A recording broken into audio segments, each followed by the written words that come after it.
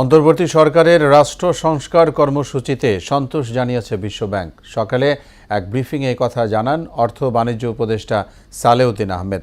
তিনি বলেন, বাংলাদেশের সাথে বিভিন্ন খাতে কাজ করতে আগ্রহী দাতা সংস্থাটি ব্যাংক খাতের পুনর্গঠন সহ জ্বালানি, বিদ্যুৎ, স্বাস্থ্য এবং বাজেট সহায়তা হিসেবে বাংলাদেশকে ঋণ দেওয়ার বিষয়ে বিশ্বব্যাংকের আগ্রহ আছে বলেও জানান উপদেষ্টা।